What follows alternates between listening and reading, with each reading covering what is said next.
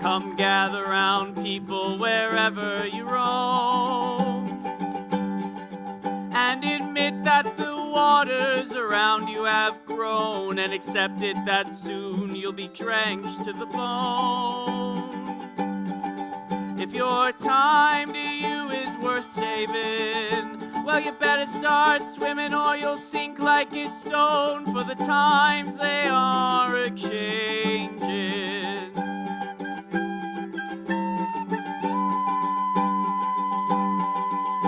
Come writers and critics who prophesy with your pen, and keep your eyes wide, the chance won't come again. And don't speak too soon, for the wheel's still in spin, and there's no telling who that it's naming, for the loser now will be later to win. Oh, the times they are a-changing.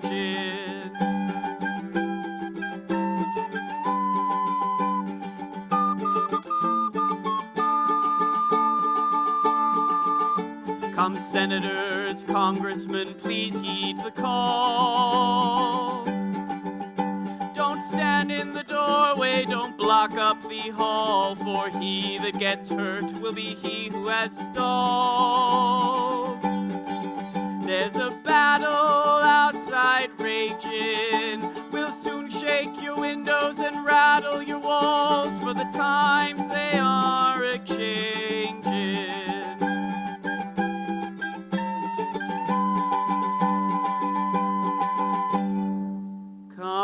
Mothers and fathers throughout the land, and don't criticize what you can't understand. Your sons and your daughters are beyond your command. Your old world is rapidly aging. Please get out of the new one if you can't lend your hand, for the times they are a-changing.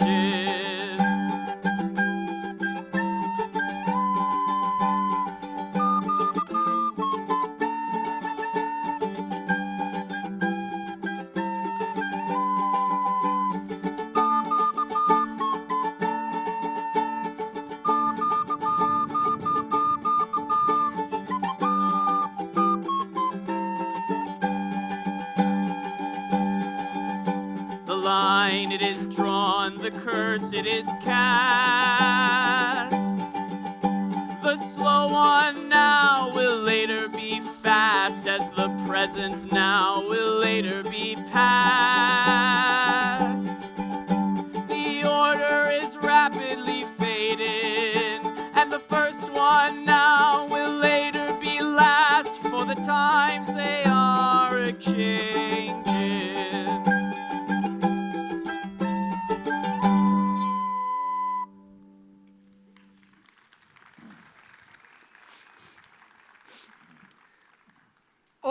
John of Gaunt, time-honored Lancaster, hast thou, according to thy oath and bond, brought hither Henry Bolingbroke, thy son, here to make good those boisterous accusations, which then our leisure would not let us hear, against the Duke of Norfolk, Thomas Mowbray? I have, my liege. Then call them to our presence. Ourselves will hear both the accuser and the accused freely speak. High-stomached are they both, and full of ire. Many years of happy days befall my gracious sovereign, my most loving liege. Each day still better others' happiness, until the heavens, envying earth's good hap, add an immortal title to your crown. We thank you both. Yet one but flatters us, as well appeareth by the cause you come, namely to accuse each other of high treason. Cousin Bolingbroke, what sayest thou against the Duke of Norfolk, Thomas Mowbray? First, heaven be the record to my speech. In the devotion of a subject's love, come I appellant to this princely presence. Now, Thomas Mowbray, do I turn to thee, and mark my greeting well, for what I speak My body shall make good upon this earth, or my divine soul answer it in heaven. Thou art a traitor and a miscreant, too good to be so, and too bad to live. With a foul traitor's name stuff I thy throat, and wish, so please my sovereign, ere I move, what my tongue speaks, my right drawn sword may prove. The fair reverence of your highness curbs me from giving reins and spurs to my free speech, which else would post until it had returned these terms of treason doubled down his throat. I do defy him, and I spit at him, call him a slanderous coward and a villain. Pale, trembling coward! There I throw my gage, disclaiming here the kindred of the king, and lay aside my high blood's royalty, which fear, not reverence, makes thee to accept. If guilty dread have left thee so much strength as to take up mine honor's pawn, then stoop! I take it up, and by the royal sword I swear, which gently laid my knighthood on my shoulder, I'll answer thee in any fair degree or chivalrous design of knightly trial. What doth our cousin lay to Mowbray's charge? That Mowbray did plot the Duke of Gloucester's death, suggest his soon-believing adversaries, and consequently, like a traitor coward, sluiced out his innocent soul through streams of blood, which blood, like sacrificing Abel's, cries even from the tongueless caverns of the earth to me for justice and rough chastisement. How high a pitch his resolution soars. Oh, let his sovereign turn away his face and bid his ears a little while be deaf, till I have told this slander of his blood, how God and good men hate so foul a liar. Bolingbroke, as low as to thy heart through the false passage of thy throat thou liest. Now swallow down that lie. For Gloucester's death I slew him not, but to my own disgrace neglected my sworn duty in that case. I interchangeably hurl down my gage upon this overweening traitor's foot, in haste whereof most heartily I pray your highness to assign our trial day. Wrath-kindled gentlemen, be ruled by me. Let's purge this collar without letting blood. Forget, forgive, conclude, and be agreed. Our doctors say this is no time to bleed. Good uncle, let's end this where it begun. We'll call him the Duke of Norfolk, you, your son. To be a make-peace shall become my age. Throw down my son, the Duke of Norfolk's gage. And Mowbray, throw down his. When, Harry, when? Obedience bids, I should not bid again. Mowbray, throw down. We bid. There is no boot. Myself I throw, dread sovereign, at thy foot. My life thou shalt command, but not my shame. I am disgraced, impeached, and baffled here, pierced to the soul with slander's venomed spear. Rage must be withstood. Give me his gage. Lions make leopards tame. Yea, but not change his spots. Take but my shame, and I resign my gage. My dear, dear Lord, the purest treasure mortal times afford is spotless reputation. That away men are but gilded loam or painted clay. Mine honor is my life. Both grow in one. Take honor from me, and my life is done.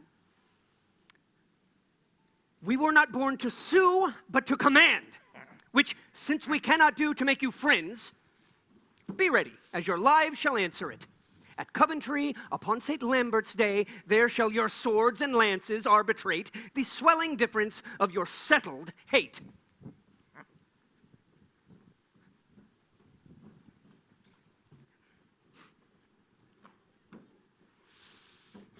Gaunt.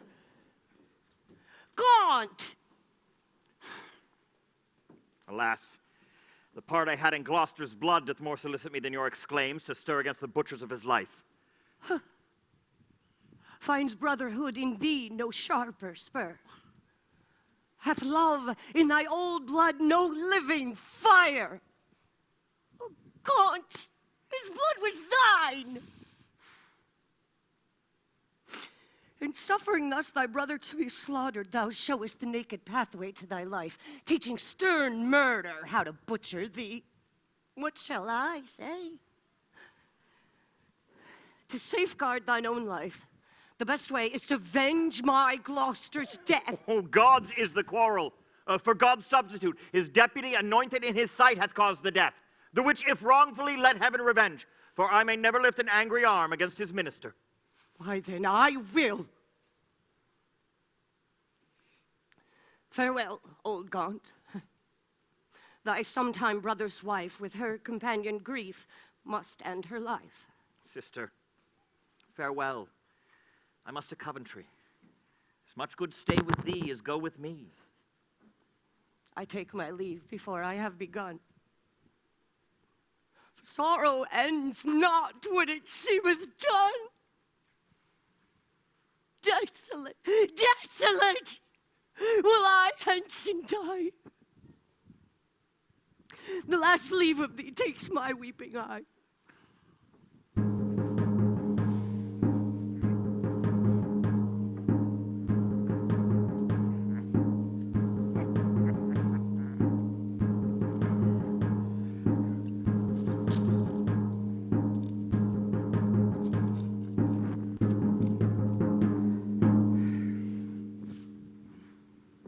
Marshal, demand of yonder champion the cause of his arrival here in arms. Ask him his name, and orderly proceed to swear him in the justice of his cause. In God's name and the king's, say who thou art and why thou comest thus nightly clad in arms, against what man thou comest and what thy quarrel. My name is Thomas Mowbray, Duke of Norfolk, who hither come engaged by my oath, both to defend my loyalty and truth to God, my king, and my succeeding issue against Henry Bolingbroke that accuses me. And by the grace of God and this mine arm, to prove him in defending of myself a traitor to my God, my king, and me. Marshal, ask yonder knight in arms both who she is and why he cometh hither, and formally, according to our law, depose him in the justice of his cause. What is thy name, against who comest thou, and what's thy quarrel? Henry Bolingbroke, Duke of Hereford am I, who ready here do stand in arms to prove by God's grace and my body's valor in lists on Thomas Mowbray, Duke of Norfolk, that he is a traitor, foul and dangerous to God of heaven, King Richard, and to me. And as I truly fight, defend me, heaven. Lord Marshal, let me kiss my sovereign's hand and bow my knee before his majesty. The appellant in all duty greets your highness and craves to kiss your hand and take his leave. We will descend and fold him in our arms. My cousin Bolingbroke, as thy cause is right, so be thy fortune in this royal fight. My loving lord, I take my leave of you. Father, the earthly author of my blood, God in thy good cause make thee prosperous. mine innocence, and St. George to thrive. Order the trial, Marshal, and begin. Sound drums and set forward combatants.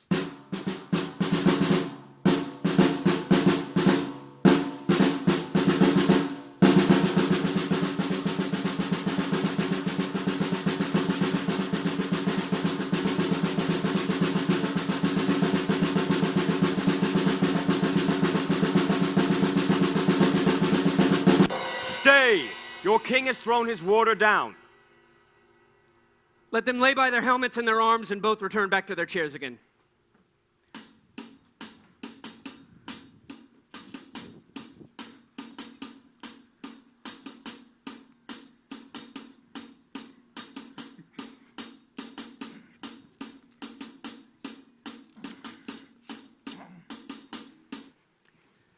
Draw near and list what with our counsel we have done.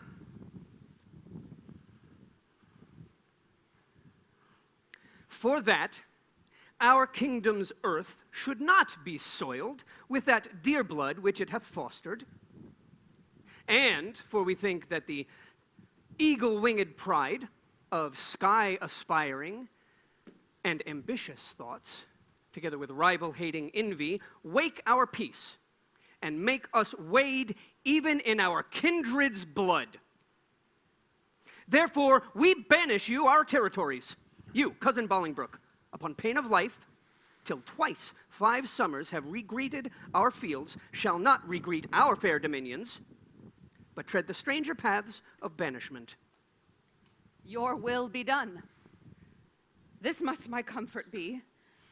That sun that warms you here shall shine on me, and those to you his golden beams here lent shall point on me and gild my banishment. Mowbray, for thee remains a heavier doom, which I with some unwillingness pronounce. The sly, slow hours shall not determinate the dateless limit of thy dear exile. The hopeless word of never to return breathe I against thee, upon pain of life. A heavy sentence, my most sovereign liege, and all unlooked for from your highness' mouth. The language I have learnt these many years, my native English, now I must forego. And now my tongue's use is to me no more than an unstringed viol or a harp. Within my mouth you have enjailed my tongue, doubly porculous with my teeth and lips. What is thy sentence then but speechless death, which robs my tongue from breathing native breath? It boots thee not to be so passionate. After our sentence, plaining comes too late. Then thus I turn me from my country's light to dwell in solemn shades of endless night. Return again!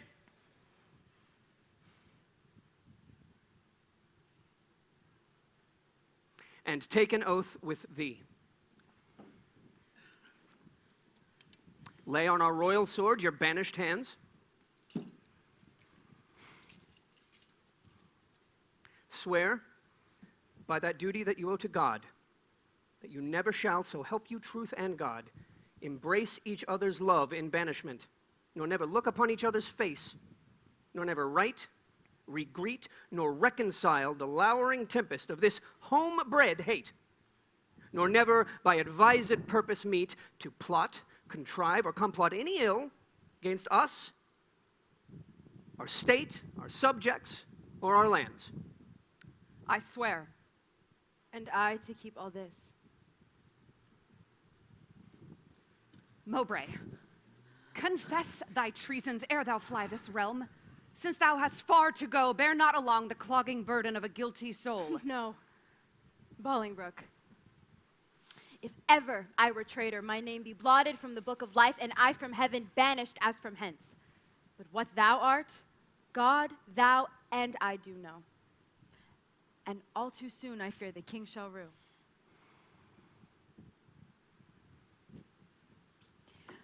Farewell, my liege. Now no way can I stray, save back to England. All the world's my way.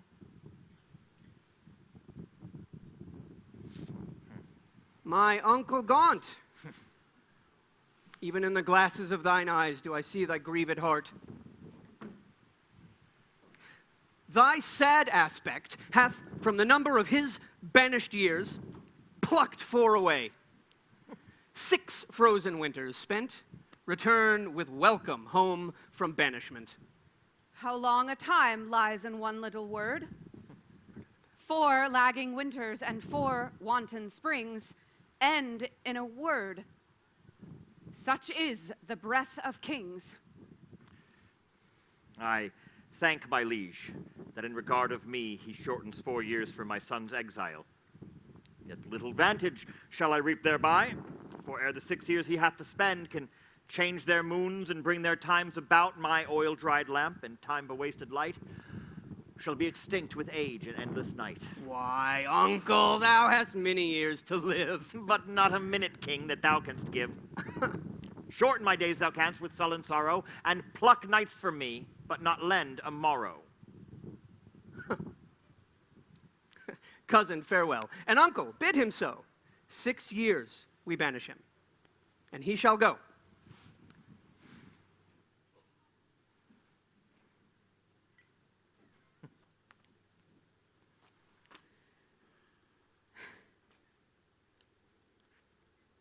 What is 6 winters? They're quickly gone.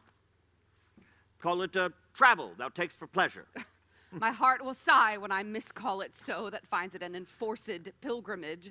Teach thy necessity to reason thus. There is no virtue like necessity. Think not that the king did banish thee, but thou the king. Go, say I sent thee forth to purchase honor, and not the king exiled thee. Or suppose devouring pestilence hangs in our air, and thou art flying to a fresher clime. Come, come, my son, I'll bring thee on thy way. Had I thy youth in cause, I would not stay. Cousin Earl, how far brought you High Bolingbroke on his way?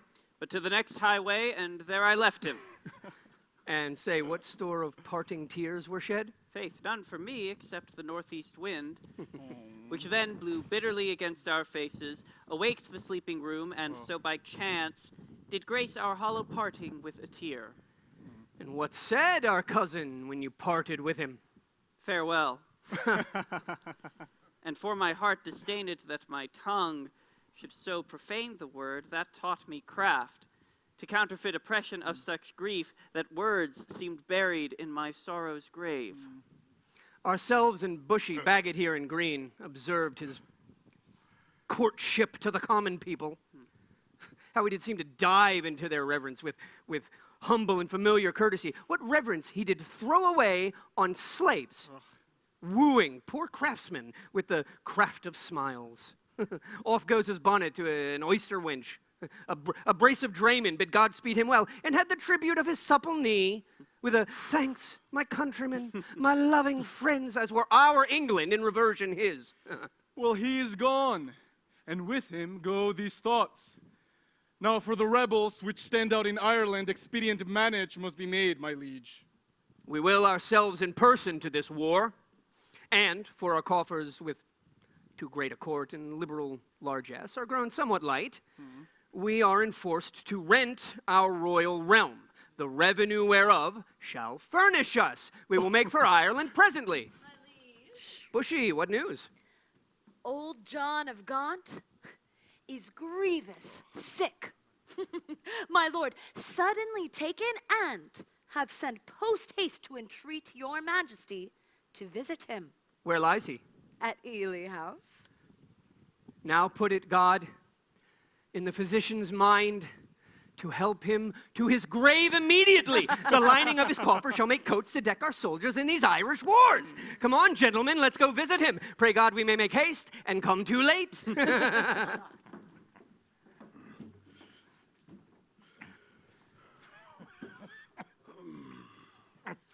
Will the king come, that I may breathe my last and wholesome counsel to his unstayed youth? Vex not yourself, nor strive not with your breath, for all in vain comes counsel to his ear. But they say the tongues of dying men enforce attention like deep harmony. Though Richard my life's counsel would not hear, my death's sad tale may yet undeaf his ear. No, it is stopped with other flattering sounds, as praises, of whose taste the wise are fond. Methinks I am a prophet, new inspired. And thus, expiring, do foretell of him. His rash, fierce blaze of riot cannot last, for violent fires soon burn out themselves. This is royal throne of kings, his sceptered isle, this other Eden, demi-paradise, this earth of majesty, seat of Mars, this fortress built by nature for herself against infection in the hand of war. This happy breed of men, this little world, this shining stone set in a silver sea, which serves it in the office of a wall or a moat defensive to a house against the envy of less happier lands. This blessed plot, this earth, this realm, this England, this nurse, this teeming womb of royal kings, feared by their breed and famous by their birth, this land of such dear souls, this dear, dear land. Dear for her reputation through the world is now leased out. I die pronouncing it. Like to a tenement or a pelting farm. England, bound in with a triumphant sea, whose rocky shore beats back the envious siege of watery Neptune, is now bound in with shame, with inky blots and rotten parchment bonds. That England, that was wont to conquer others, hath made a shameful conquest of itself. Would the scandal vanish with my life? Happy then were my ensuing death. The king hath come. Deal mildly with his youth, for young hot colts being reined do rage the more. How fares our noble uncle Lancaster? What comfort, man? How is't with aged Gaunt? How that name befits my composition. Old Gaunt indeed, and Gaunt in being old. Long for sleeping England have I watched. Watching breeds leanness. Leanness is all Gaunt. Gaunt for the grave am I. Gaunt as a grave. Whose hollow womb inherits naught but bones. Can sick men play so nicely with their names? Misery doth make sport to mock itself. Since thou dost seek to kill my name in me, I mock my name, great king, to flatter thee. Should dying men flatter with those that live? No, living men flatter those that die. Thou, now a dying, flatterest me. Thou diest, though I the sicker be. I am in health, I breathe, and see thee ill. Now he that made me knows I see thee ill. Ill in myself to see, and in thee seeing ill. Thy deathbed is no lesser than thy land, wherein thou liest in reputation sick. 1,000 flatterers sit within thy crown, whose compass is no bigger than thy head. Oh, had thy grandsire, with the prophet's eye, seen how his son's son should destroy his sons, from forth thy reach he would have laid thy shame, deposing thee before thou wert possessed, which are possessed now to depose thyself. Landlord of England art thou, not king. Thy state of law is bond-slave to the law. A lunatic! Lean-witted fool! Now, by my seat's right royal majesty, were thou not brother to great Edward's son, that tongue that runs so roundly in thy head should run that head from thy unreverent shoulders. Oh, spare me not, my brother Edward's son, but join with my present sickness, and thy unkindness be like crooked age to crop at once a too long withered flower. Live in thy shame, but die not shame with thee. These words hereafter thy tormentors be.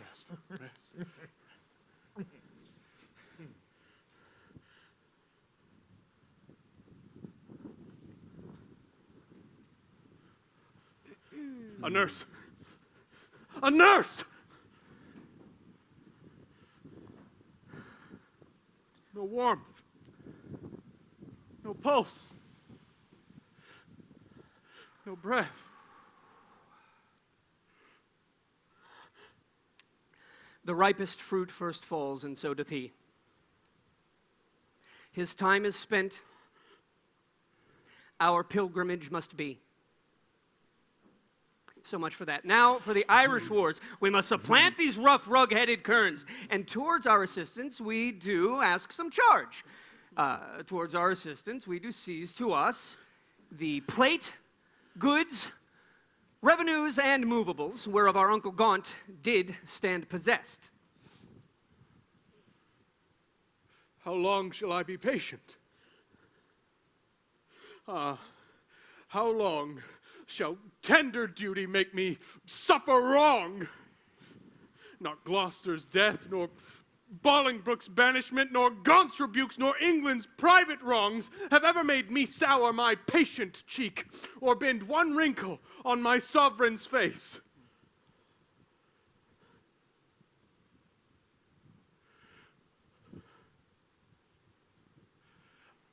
I am the last of noble Edward's sons, of whom thy father, Prince of Wales, was first.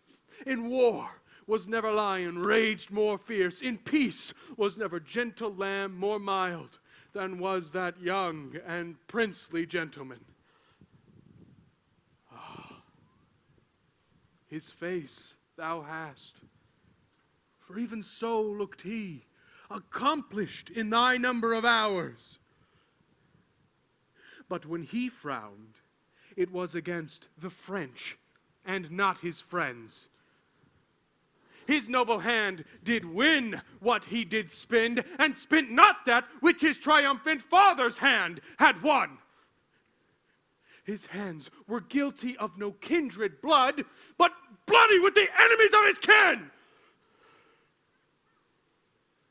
Oh, Richard, York is too far gone with grief, or else he never would compare between... Now, uncle, what's the matter? Seek thou to seize and grip into your hands the royalties and rights of banished Bolingbroke.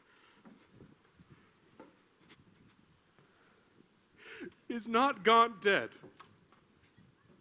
And doth not Bolingbroke live? Was not Gaunt just? And is not Harry true? Did not the one deserve to have an heir? Is not his heir a well-deserving son?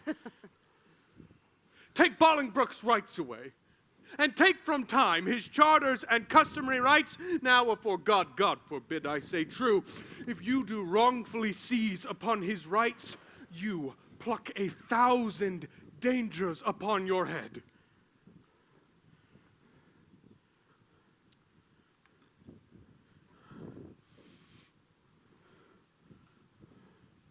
Think what you will.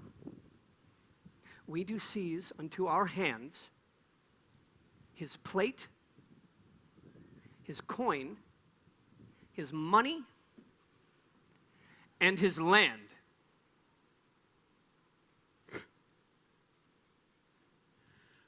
I'll not be by the while. My liege, farewell. What will ensue hereof, there's none can tell. Go, Bushy, to the Earl of Wiltshire straight. Bid him repair to us to Ely House to see this business. Tomorrow next we will for Ireland, and 'tis time, I trow. Come on, our queen.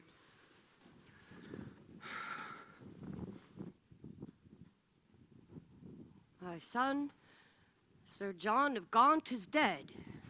Well, and living, too, for now his son is Duke, barely in title, not in revenues. Richly in both, if justice had her right. The king is not himself, but basely led by flatterers. The commons hath he pilled with grievous taxes, and daily new exactions are devised. But what in God's name doth become of this? Wars had not wasted it, for warred he hath not, but basely yielded upon compromise that which his noble ancestors achieved with blows. More hath he spent in peace than they in wars. He hath not money for these Irish wars. His burden is taxations notwithstanding, but by the robbing of the banished Duke. His noble kinsman. Most degenerate king. My son, I have received intelligence that Henry Bolingbroke, well furnished by the Duke of Brittany with 8 tall ships, 3,000 men of war, are making hither with all due expedience and shortly mean to touch our northern shore. If, then, we shall shake off our slavish yoke, imp out our drooping country's broken wing, redeem from broken pawn the blemished crown, wipe off the dust that hides our scepter's guilt, and make High Majesty look like itself. Away with me and post to Ravenspur, but if you faint as fearing to do so, stay and be secret, and myself will go. To horse, urge doubts to them that fear.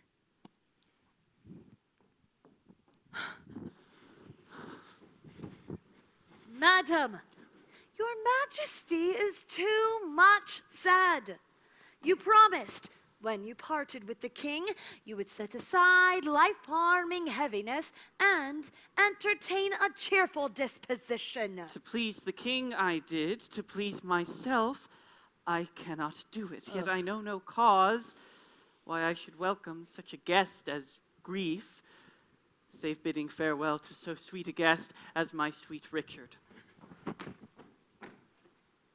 God save your majesty, and well met, gentlemen. I hope the king is not yet shipped for Ireland. Why hopest thou so? 'Tis better hope he is. The banished Bolingbroke repeals himself, and with uplifted arms his save arrive at Ravenspur, and that is worst, the Lord Northumberland, his son young Hotspur, with all their powerful friends are fled to him. So green thou art the midwife to my woe, and Bolingbroke my sorrow's dismal heir. Now hath my soul brought forth her prodigy, and I, a gasping new-delivered mother, have woe to woe, sorrow to sorrow joined. Despair not, madam. Who shall hinder me? I will despair, and be at enmity with cousining Hope. He is a flatterer. Here comes the Duke of York. With signs of war about his aged neck. Uncle, for God's sake, speak comfortable words. Comfort's in heaven, and we are on the earth, where nothing lives but crosses, cares, and grief. Your husband he is gone to save far off, whilst others come to make him lose at home. Now will he try his friends that flattered him. The nobles, they are fled. The commons, they are cold, and will, I fear, revolt to Bolingbroke. I know not what to do. I would to God the king had cut off my head with my brothers.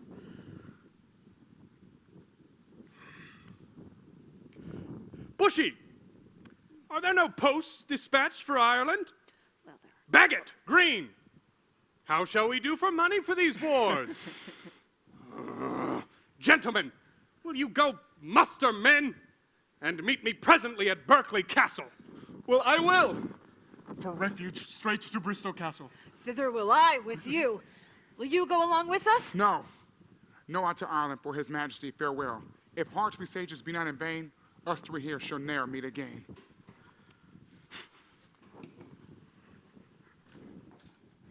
How far is it, my lord, to Berkeley now? Believe me, noble lord, I am a stranger here in Gloucestershire. But who comes here? It is my son Hotspur. How fares my brother? I had thought my noble lord to have learned his health of you. Why is he not with the queen? No, my good lord. He hath forsook the court, broke his staff of office, and dispersed the household of the king, because your lordship was proclaimed traitor. But he, my lord, is gone to Ravenspur to offer service to Henry Bolingbroke, and sent me over by Berkeley to discover what power the Duke of York had levied there. Have you forgot Henry Bolingbroke, boy? No, my good lord, for that is not forgot which ne'er I did remember. To my knowledge, I never in my life did look on him. Then learn to know him now. This is he. My gracious lord, I tender you my service, such as it is, being tender, raw, and young, which elder days shall ripen and confirm to more approved service and desert. I thank thee, gentle Hotspur, and be sure, I count myself in nothing else so happy as in a soul remembering my good friends. I wot your love pursues a banished traitor. Evermore thanks. The exchequer of the poor, which, till my infant fortune comes to years, stands for my bounty. But who comes here? My gracious uncle. Tut, tut! Grace me no grace, nor uncle me no uncle. I am no traitor's uncle, and that word grace in an ungracious mouth is but profane.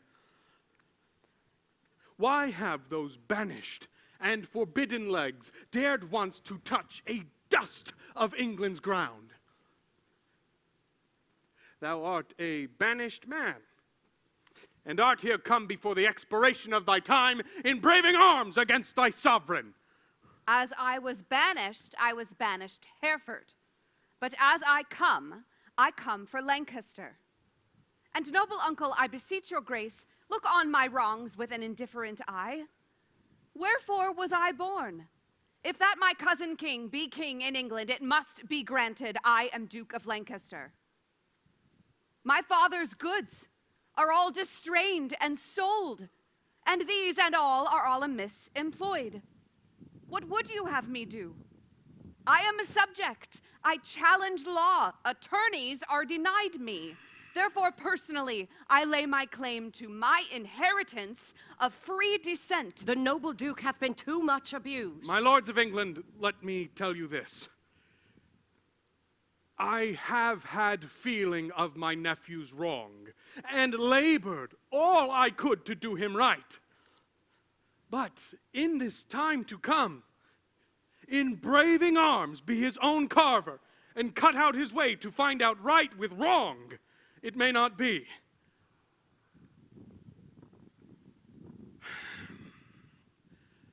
It may be I will go with you, but yet I'll pause, for I am loath to break our country's laws.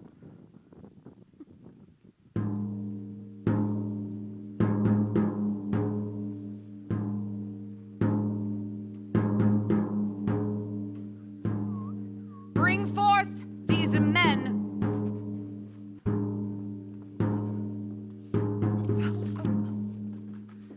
Bushy and green.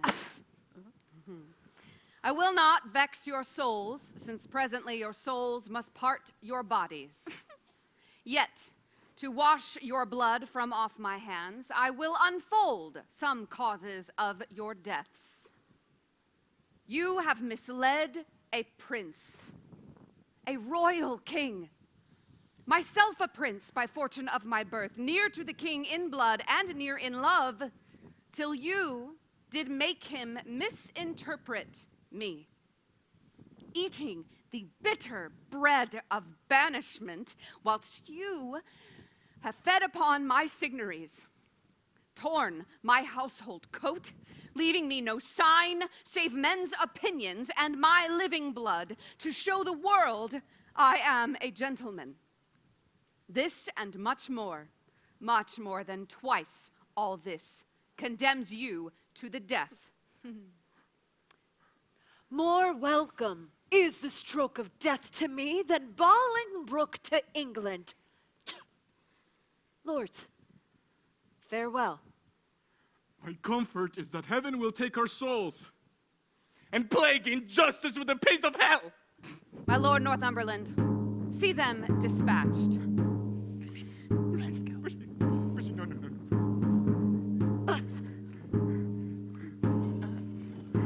No. Oh! No!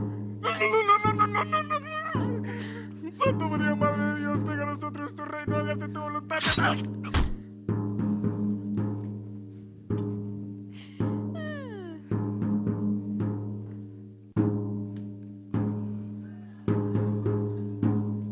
Come, lords, away. A while to work, and after, holiday.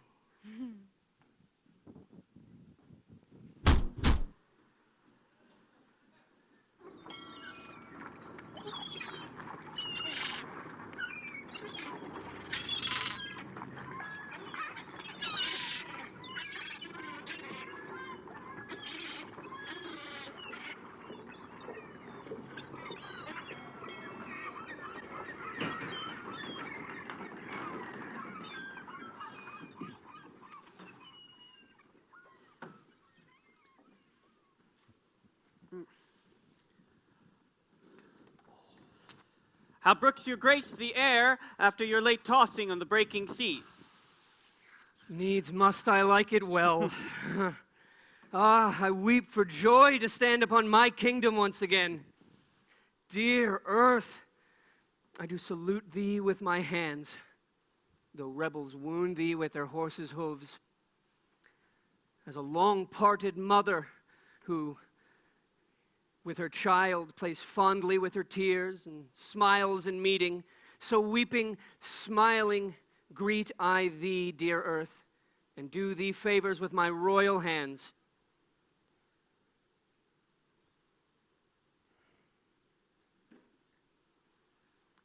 Feed not thy sovereign's foes, my gentle earth, nor with thy sweet comfort their ravenous sense.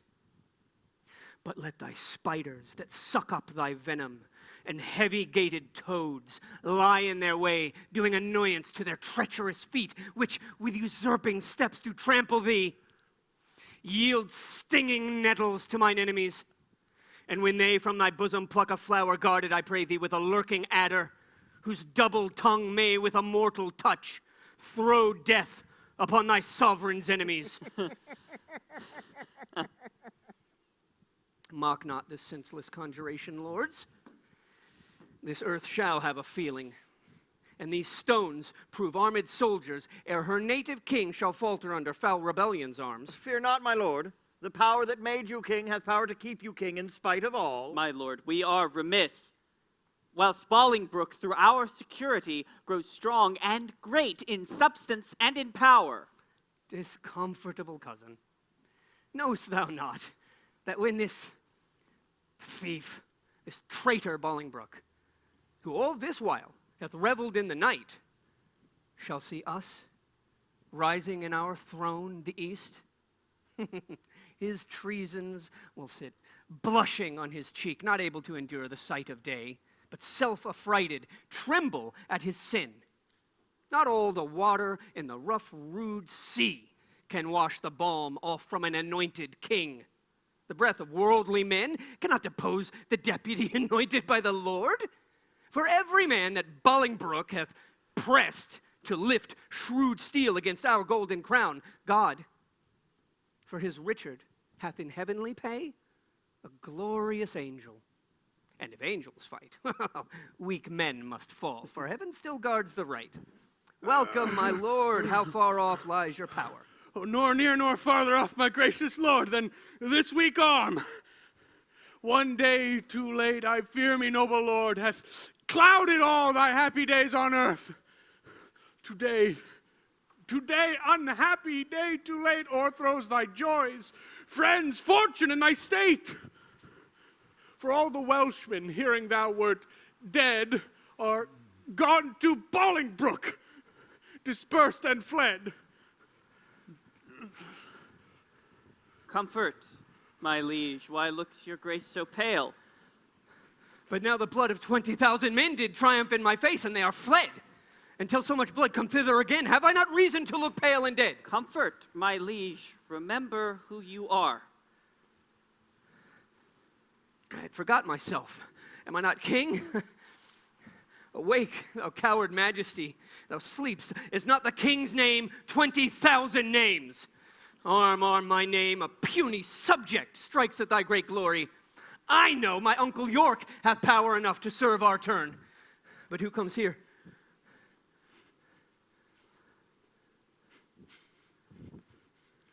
Glad I am your highness, my liege. My ear is open and my heart prepared. Say, is my kingdom lost? What was my care, and what loss is it to be rid of care?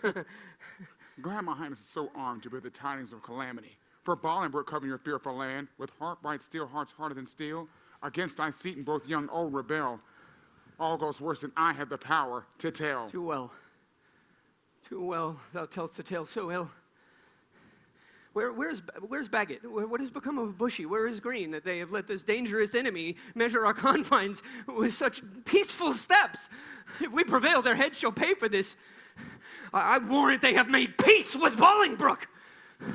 Oh, villains, vipers, damned without redemption, dogs easily won to fawn on any man. 3 Judases, each thrice worse than Judas, would they make peace? Terrible hell make war upon their spotted souls for this. Their peace is made with their heads, not their hands. Those who you curse have felt the worst of death's destroying wound, and lie full low, graved in the hollow ground. Are Green and Bushy dead? Aye, both of them at Bristol lost their heads. No matter.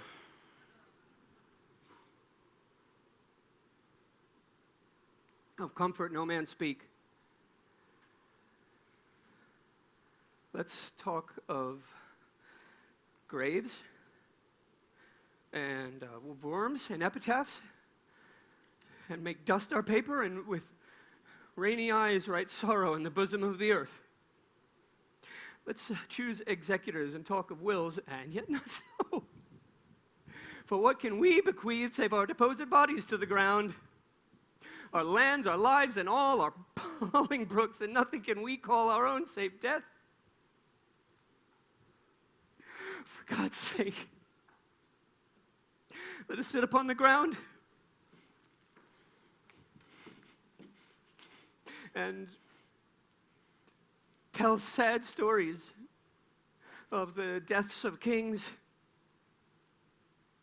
how some have been deposed, some slain in war, some haunted by the ghosts they have deposed, some poisoned by their wives, some sleeping killed, all murdered. For within the hollow crown that rounds the mortal temples of a king keeps death his court. And there the antic sits, grinning at his state, scoffing at his pomp, allowing him a moment, a little scene to monarch eyes, be feared, kill with looks, infusing him with a self and vain conceit, as if this flesh which walls about our lives were brass, impregnable. And humored thus, comes at the last and with a little pin bores through his castle wall and farewell, king. Cover your heads and mock not flesh and blood with solemn reverence. Throw away respect, tradition, form, ceremonious duty, for you have but mistook me all this while. I live with bread like you, feel want, taste grief, need friends. Subjected thus, how can you say to me, I am a king? My lord, wise men ne'er sit and wail their woes, but presently prevent the ways to wail. Thou chidest me well. Proud Bolingbroke, I come to change blows with thee on our day of doom. This ague fit of fear is overblown. An easy task it is to win our own. Say, Scroop, where lies our uncle with his power? Speak sweetly, man, although thy looks be sour. Your uncle York is with Bolingbroke, and all your northern castles are yielded up, and all your southern gentlemen arms upon his party. Thou hast said enough. Beshrew thee, Almirall, that didst lead me from that sweet way I was in to despair. What say you now? What comfort have we now? By heaven, I'll hate him everlastingly that bids me be of comfort anymore. That power I have, discharge. Let no man speak. He does me double wrong that wounds me with the flatteries of his tongue. Discharge my followers. Let them hence away. From Richard's night to Bolingbroke's fair day.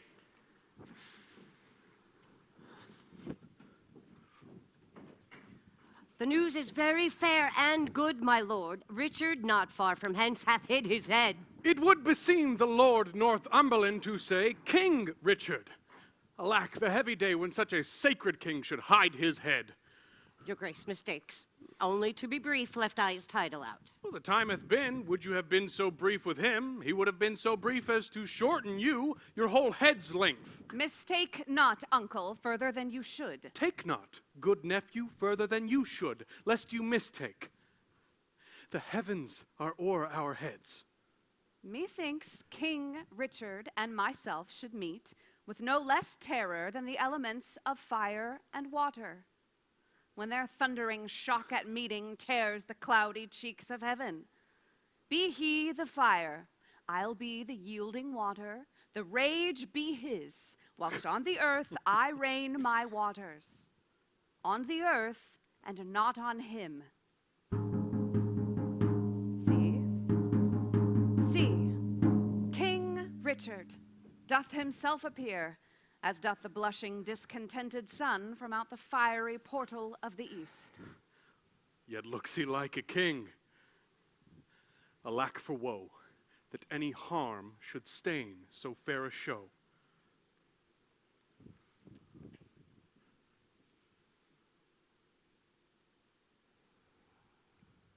We are amazed. And thus long have we stood to watch the fearful bending of thy knee, because we thought ourself thy lawful king. And if we be, how dare thy joints forget to pay their awful duty to our presence? And if we be not, show us the hand of God that hath dismissed us from our stewardship. For well we know no hand of blood and bone can grip the sacred handle of our scepter, unless he do profane, steal, or usurp.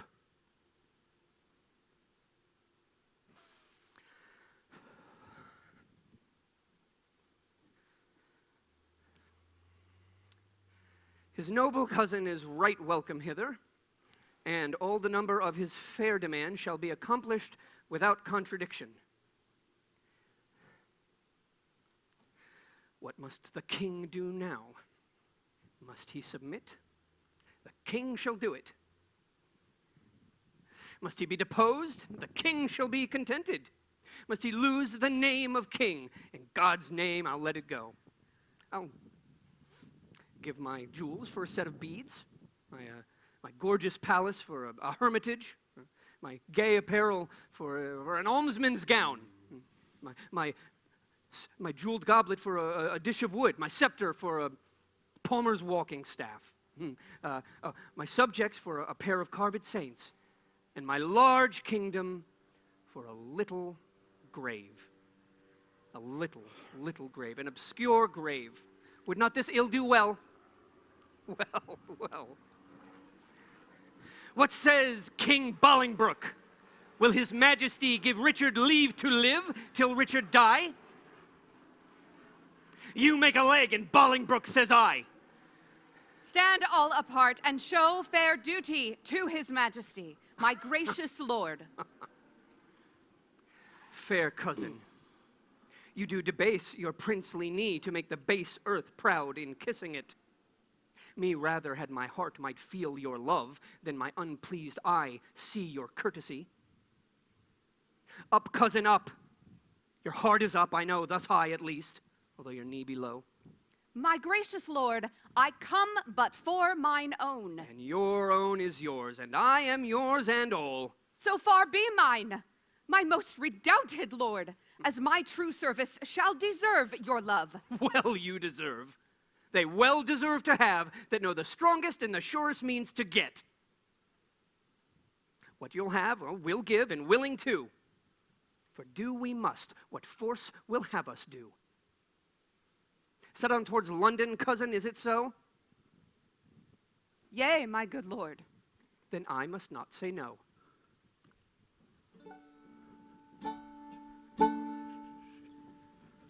For the first one now will later be last, for the times they are exchanging.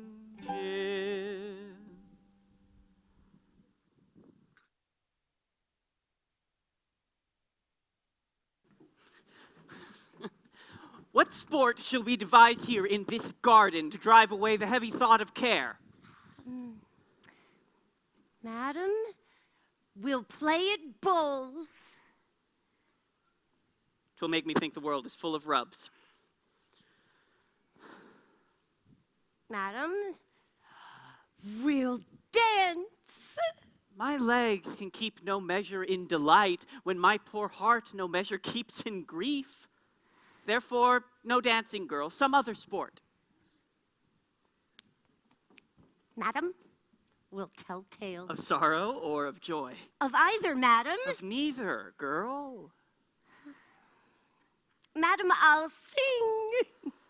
'Tis well that thou hast cause. But thou shouldst please me better, wouldst thou weep. I could weep, madam. Would it do you good? And I could sing, would weeping do me good, and never borrow any tear of thee. But stay, here come the gardeners. Let's step into the shadow of these trees. They'll talk of state, for everyone doth so. Against exchange, woe is forerun with woe.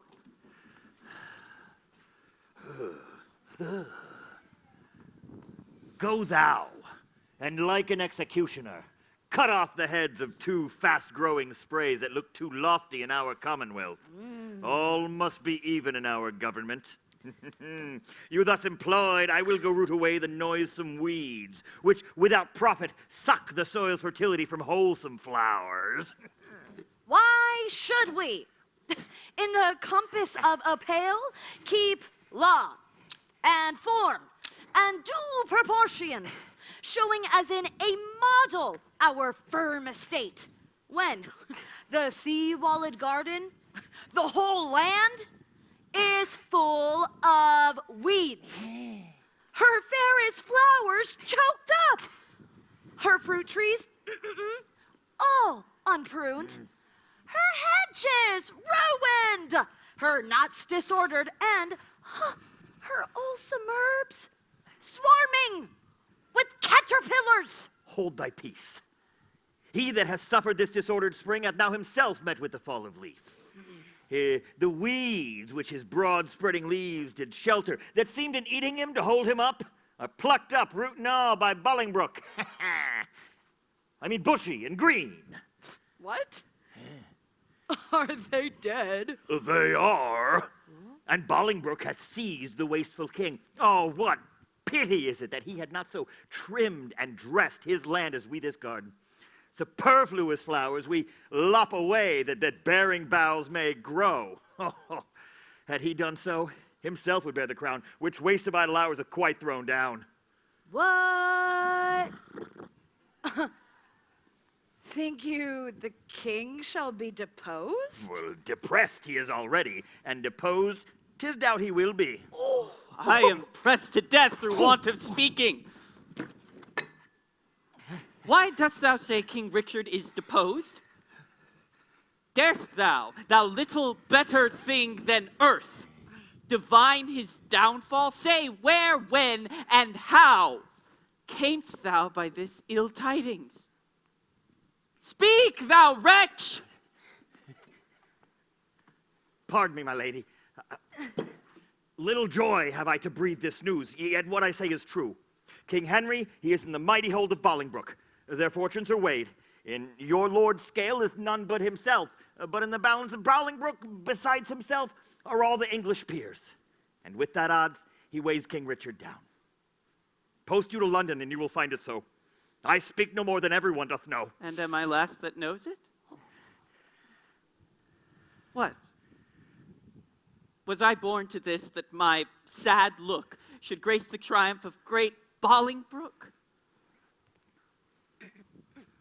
Gardener, for telling me these news of woe. Pray God the plants thou grafts may never grow.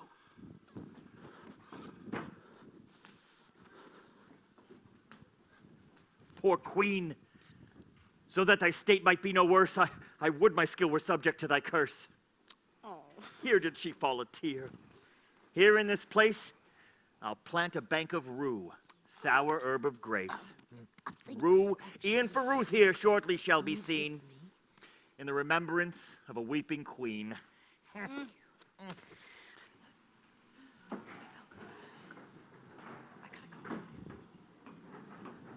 Now, Bagot, freely speak thy mind.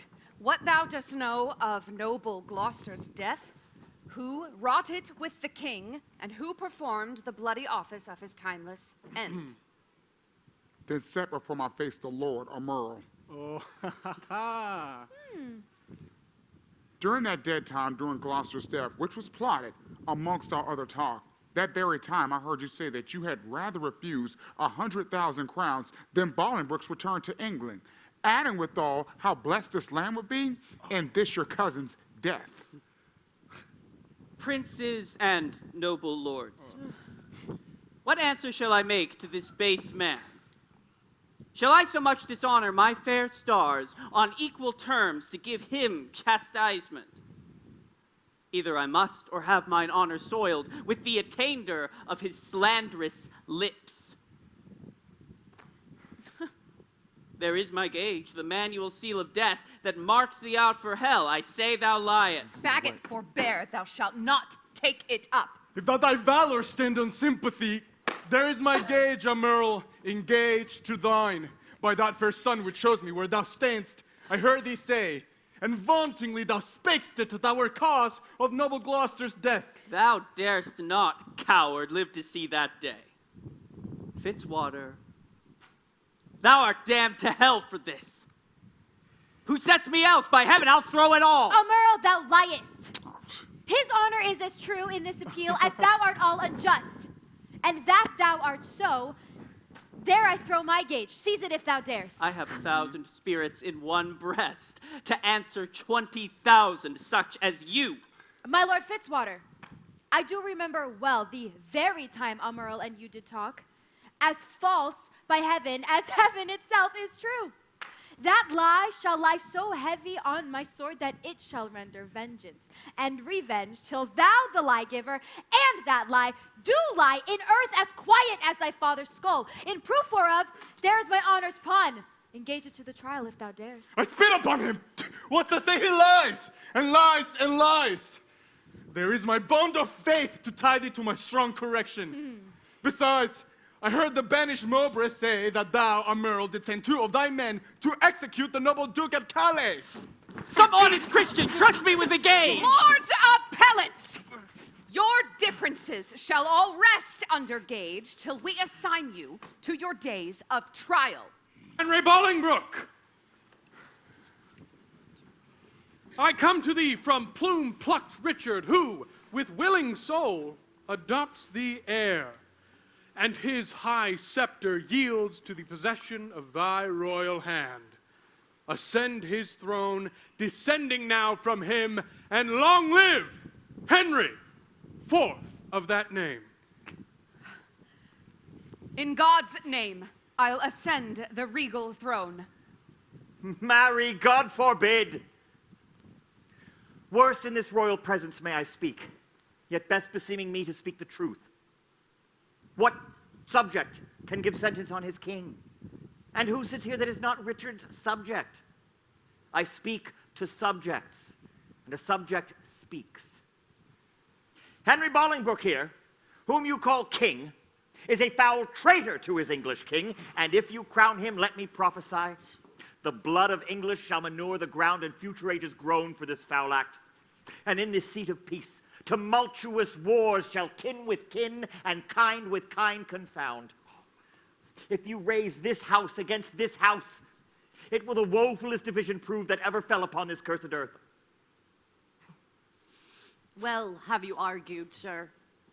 And for your pains of capital treason, we arrest you here. My Lord Exton, be it your charge to keep him safely till his day of trial.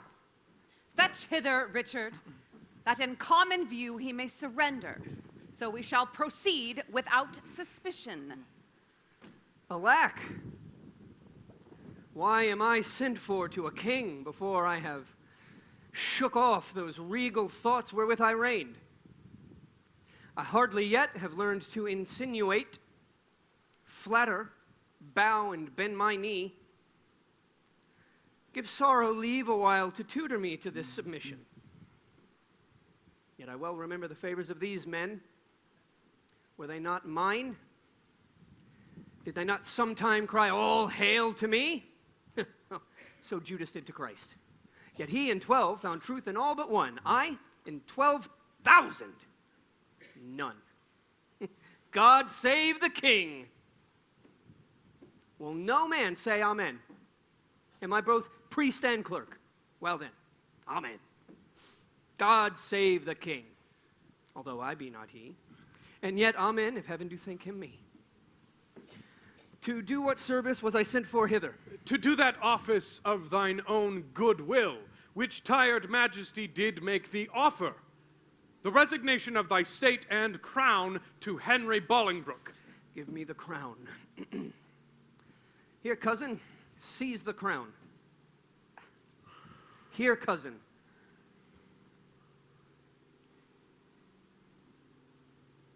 On this side my hand, on that side thine.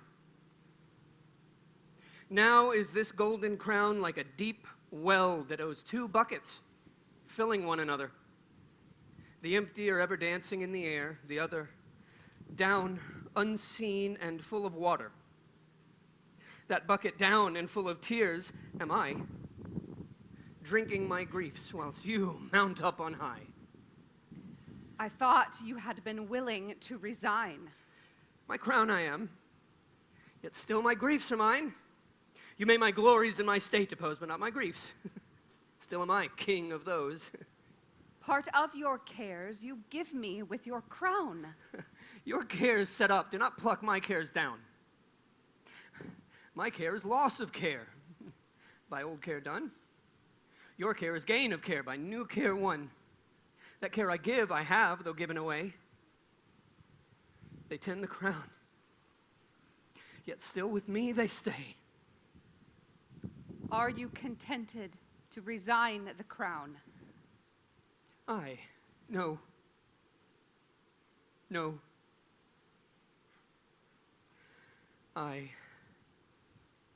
For I must nothing be. Therefore, no, no, for I resign to thee.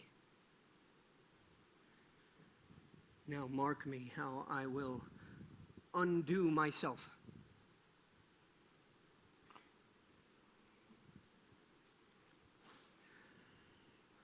I give this heavy weight from off my head, and the unwieldy scepter from my hand, the pride of kingly sway from out my heart. With mine own tears I wash away my balm. With mine own hand give away my crown. With mine own tongue I deny my sacred state. With mine own breath release all duteous oaths. All pomp and majesty I do forswear. My manners, rents, and revenues I forego. My acts, decrees, and statutes I deny. Long mayest thou live in Richard's seat to sit, and soon lie Richard in an earthly pit. Long live King Henry, the unkinged Richard says, and send him many years of sunshine days. What more remains? No more, but that you read these accusations and these grievous crimes committed by your person and your followers against the state and profit of this land, that by confessing them, the souls of men will deem that you are worthily deposed. Must I do so? And must I ravel out my weaved up consequences? My lord, dispatch, read o'er these articles. I cannot see, my eyes are full of tears. And yet, salt water blinds them not so much, but they can sense a sort of traitor here. My lord! No lord of thine, thou haught, insulting man! Nor no man's lord, I have no name, no title. No, not that name, 'twas given me at the font, but 'tis usurped. Oh, like the heavy day that I have worn so many winters out, and know not now what name to call myself. Good king, great king, and yet not greatly good. And if my name be yet sterling in England, may it command hither a mirror straight, that I may see what a face I have, since it is bankrupt of his majesty. Go, some of you, and fetch a looking glass. Read o'er this paper while the glass doth come. Urge it no more, my lord Northumberland. The commons will not then be satisfied. They shall be satisfied. And I'll read enough when I do see that book indeed where all my sins are writ, and that's myself. Give me the glass, and therein will I read.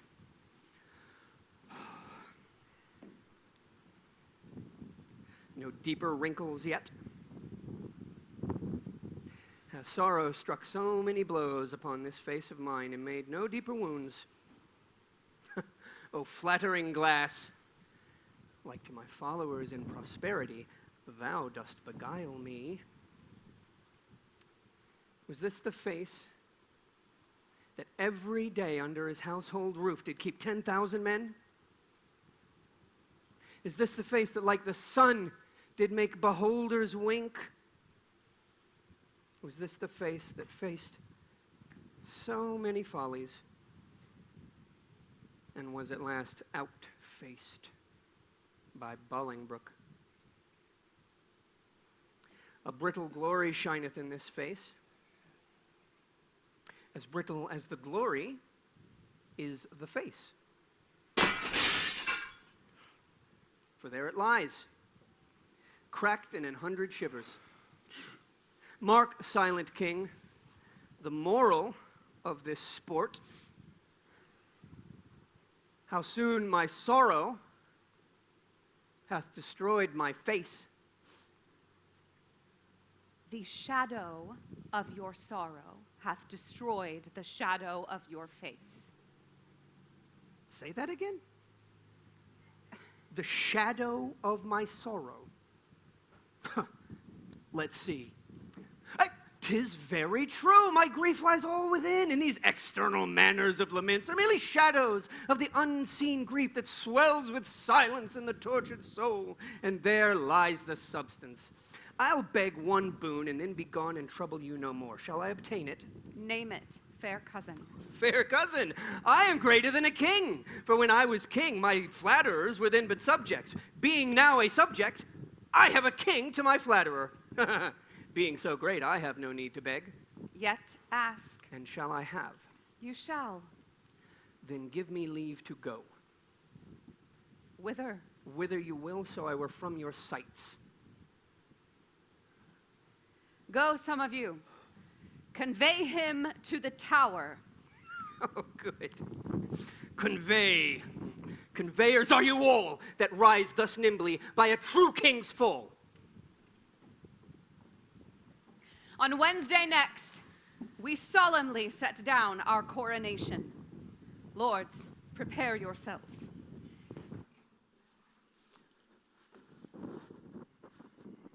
This way the king will come. This is the way to Julius Caesar's ill-erected tower, to whose flint bosom my condemned lord is doomed a prisoner by proud Bolingbroke. But soft. But see, or rather do not see. My fair rose wither, yet look up, behold, that you in pity may dissolve to dew, and wash him fresh again with true love tears.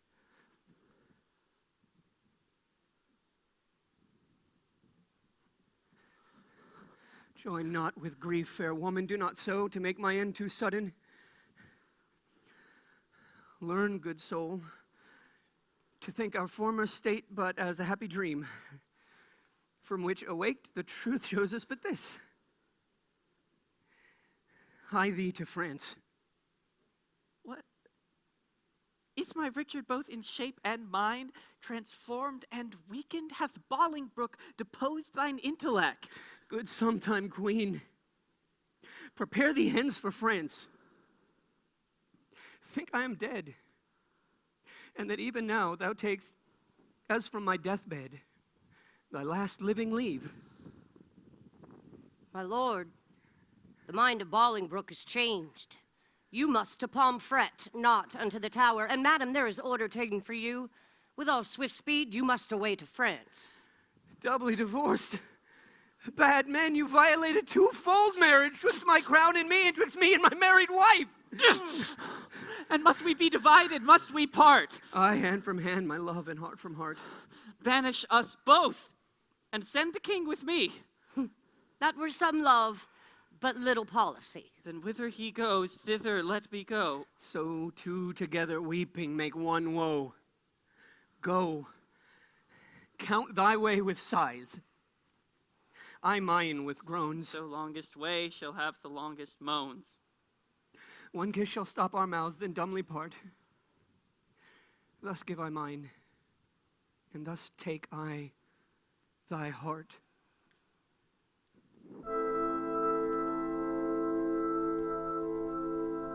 Give me mine own again for no good part, to take on me to keep and kill thy heart. We make woe wanton with this fond delay. Once more adieu. The rest let sorrow say.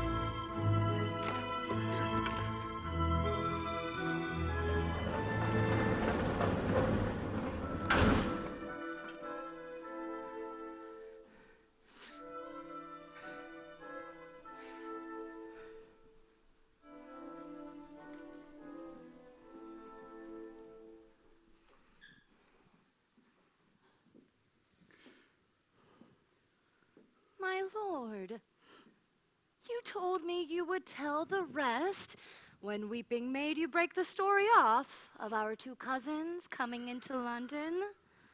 Where did I leave? At that sad stop, my lord, when rude, misgoverned hands from windows tops threw dust and rubbish on King Richard's head.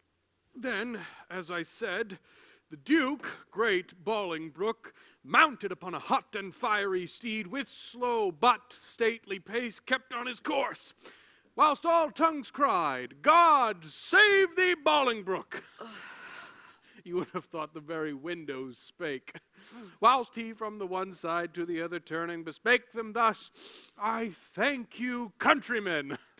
And thus, still doing thus, he passed along. Lack poor Richard. And where rode he the whilst? As in a theater, the eyes of men, after a well-graced actor leaves the stage, are idly bent on him that enters next, thinking his prattle to be tedious. Even so, or with much more contempt,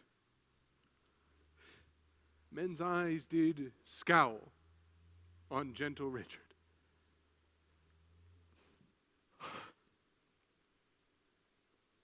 No man cried, God save him. No joyful tongue gave him his welcome home, but dust was thrown upon his sacred head, which with such gentle sorrow he shook off, his face still combating between tears and smiles, the badges of his grief and patience. But heaven hath a hand in these events, to whose high will we bound our calm contents. To Bolingbroke are we sworn subjects now, whose state and honor I allow. Here comes my son, a Merle. Ah, Merle that was, but that is lost for being Richard's friend. I am in Parliament pledged for his truth and lasting fealty to the new-made king. What is that hangs without thy bosom? Yea, look'st thou pale? Let me see the writing. My lord, 'tis nothing. Oh, no matter then who see it. I will be satisfied. Let me see the writing. I do beseech your grace to pardon me. It is a matter of small consequence, which for some reason I would not have seen. I will be satisfied. Let me see the writing, I say. Ooh.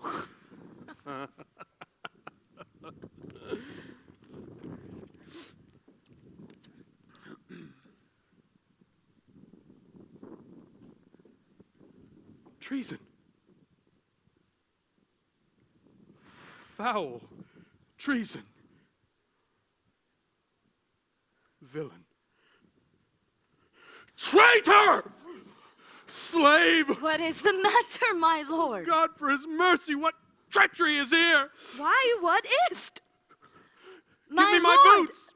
Saddle my horse now, by my honor, by my life, by my troth. I will denounce the villain.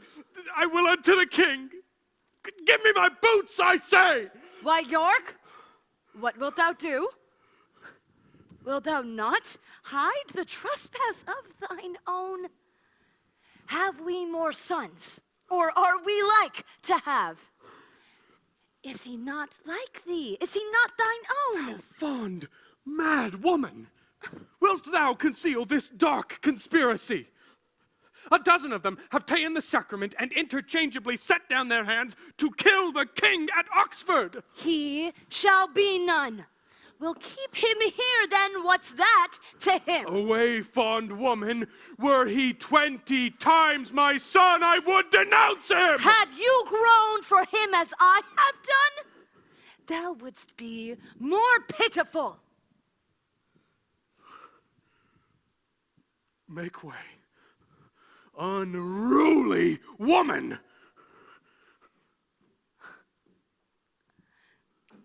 After Almerle, spur, post, and get before him to the king. I'll not be long behind, and never will I rise up from the ground till Bolingbroke have pardoned thee. Away, be gone!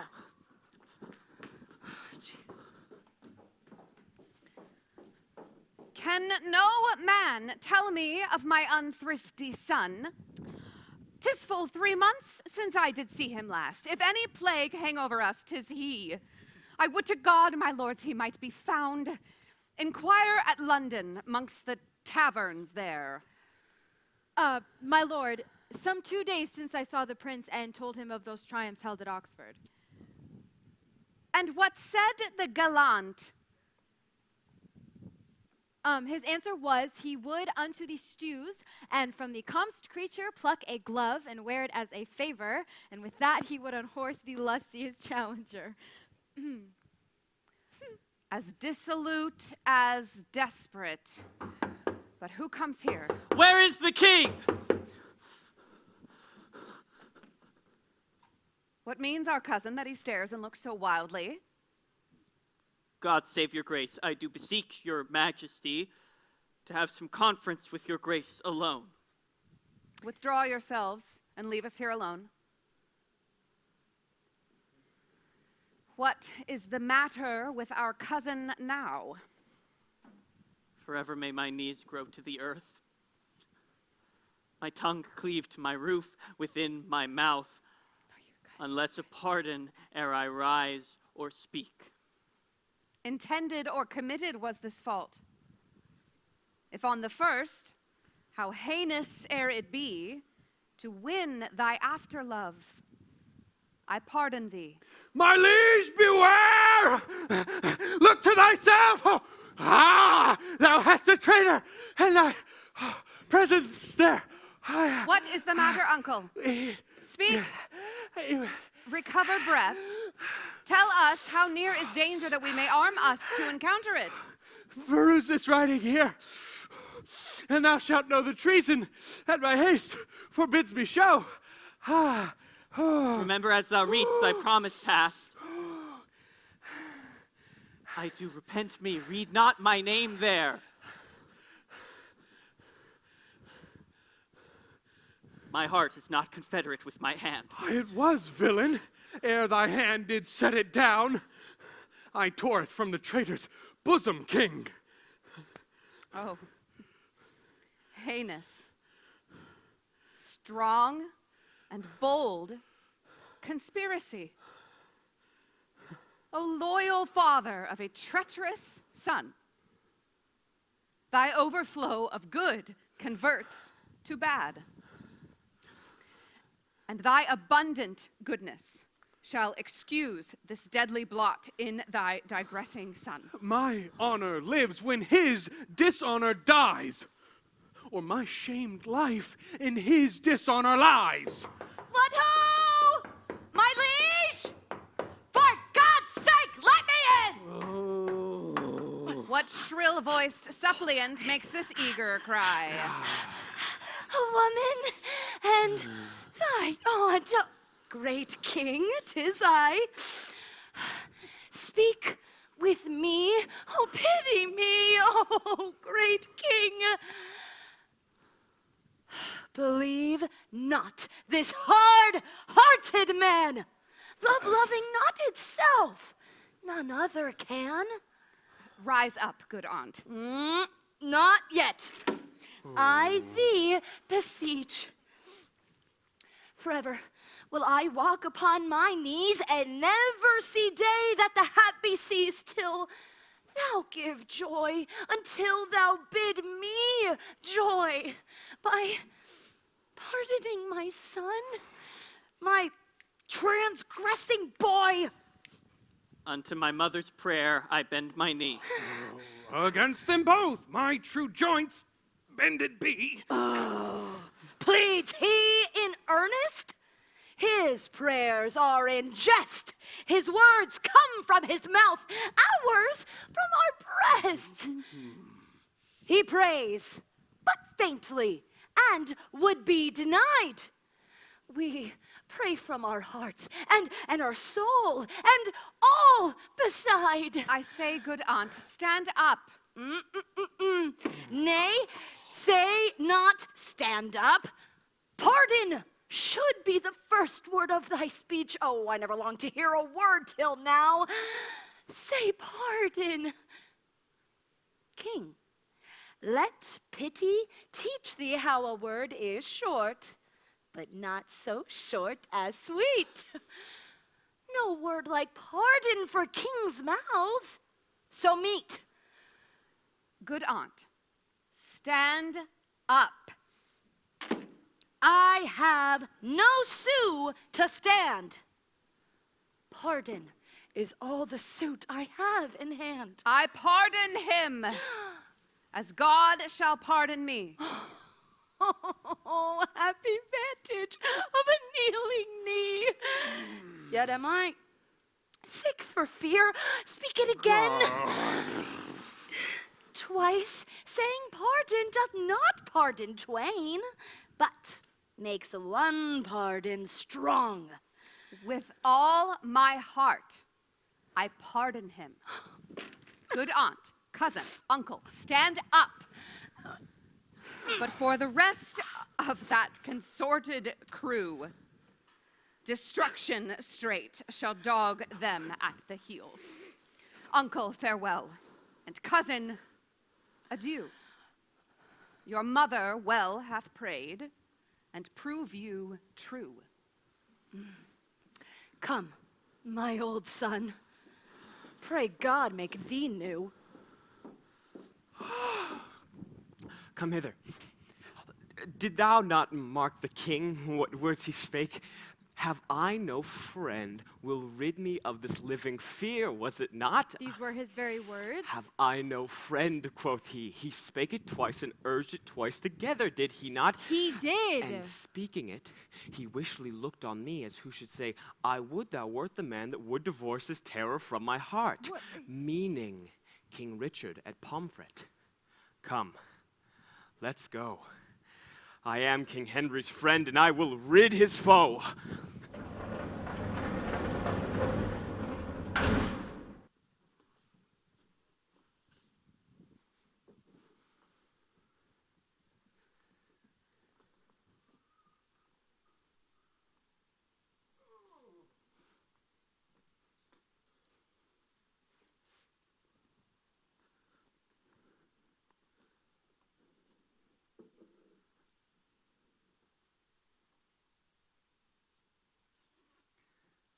I have been studying how I may compare this prison where I live unto the world. And because the world is populous, and here is not a creature but myself, I cannot do it. Yet I'll hammer it out. My brain I'll prove the female to my soul the father. And these two beget a generation of still breeding thoughts. And these same thoughts people this little world. In humors like the people of this world, for no thought is contented.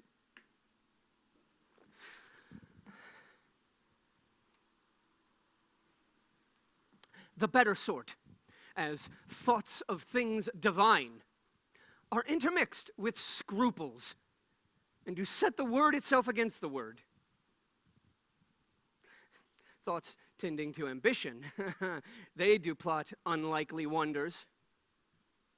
How these vain, weak nails might tear a passage through the flinty ribs of this hard world. My ragged prison walls. And, for they cannot, die in their own pride. Thoughts tending to content flatter themselves that they are not the first of fortune's slaves, nor shall not be the last. like silly beggars who, sitting in their stocks, refuge their shame that many have, and others must sit here. And in that thought, they find a kind of ease, bearing their own misfortunes on the backs of such as have before endured the like. Thus play I, in one person, many people, and none contented. Sometimes am I king. Then treasons make me wish myself a beggar, and so I am. Then crushing penury persuades me, I was better when a king. Straight am I kinged again. And by think that I am unkinged by Bolingbroke. And straight am nothing. But whate'er I be,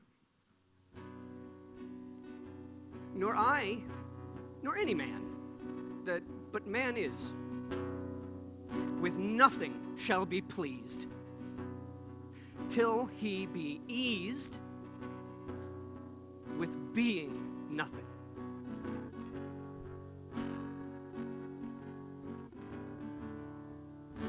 Music, do I hear? Huh. Oh, keep time! Oh, how sour sweet music is when time is broken and no proportion kept. So is it in the music of men's lives. And here I have the daintiness of ear to check time broken in a disordered string, but for the concord of my own state and time had not an ear to hear my true time broke. I wasted time, and now doth time waste me. For now hath time made me his numbering clock. My thoughts are like minutes, and with sighs they jar their watches onto my eyes, the outward watches, whereto my finger like a dial's point is pointing still and cleansing them from tears. Now, sir, that sound that tells what hour it is, those are the clamorous groans that strike upon my heart, which is the bell. So tears and sighs and groans show minutes and hours and time, yet my time runs posting on in Bolingbroke's fair joy, while I stand fooling here as Jack of the clock. Oh, this music mads me! Let it sound no more! For though it have helped madmen to their wits, in me it seems it will make wise men mad.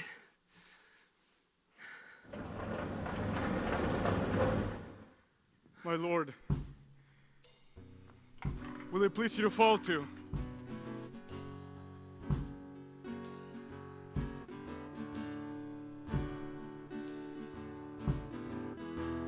Taste of it first, as thou art wont to do. My lord, I dare not. Sir Piers of Exton, who lately came from the king, commends the contrary.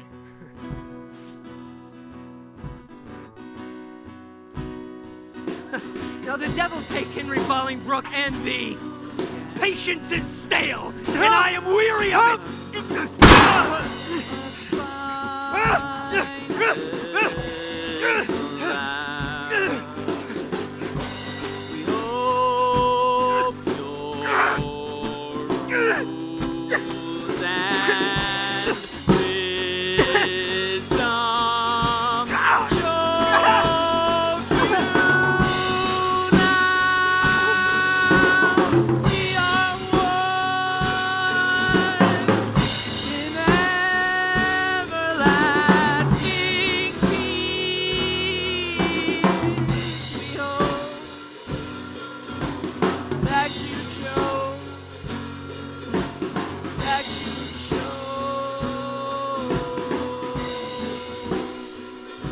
Valor, of royal blood, both have I spilled. Oh, would the deed were good. This dead king, for the living king I'll bear. Take hence the rest, and give them burial here. We hope that you chose, that you chose.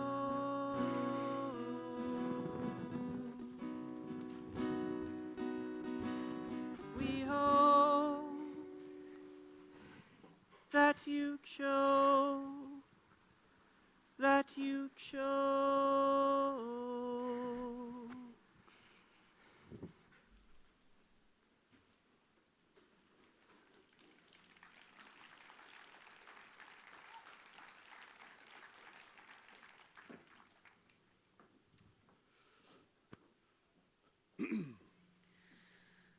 Kind Uncle York, the latest news we hear is that the rebels have consumed with fire a town in Gloucestershire.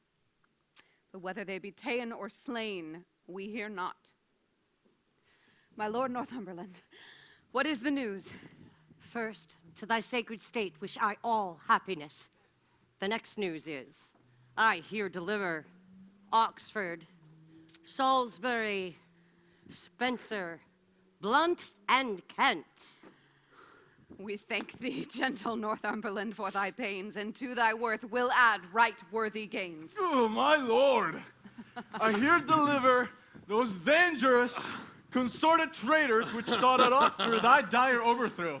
Thy pains, Fitzwater, shall not be forgot. Right noble is thy merit. Young Hotspur. The grand conspirators, abbots in Carlisle, with clog of conscience and sour melancholy, hath yielded up their bodies to the grave. Great king, I here present thy buried fear. Herein all breathless lies the mightiest of thy greatest enemies, Richard of Bordeaux. No! By my hither brought. Exton, I thank thee not, for thou hast wrought a deed of slander with thy fatal hand upon my head and all this famous land. From your mouth did I this deed. They love not poison that do poison need, nor do I thee. Though I did wish him dead, I hate the murderer, love him murdered.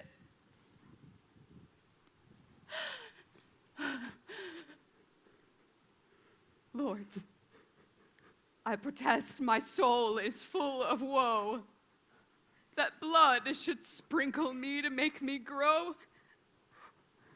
Come, mourn with me for what I do lament, and put on sullen, black incontinent.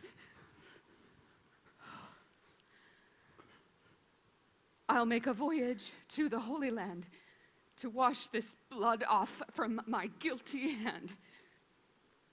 March sadly after, grace my mornings here in weeping after this untimely bier.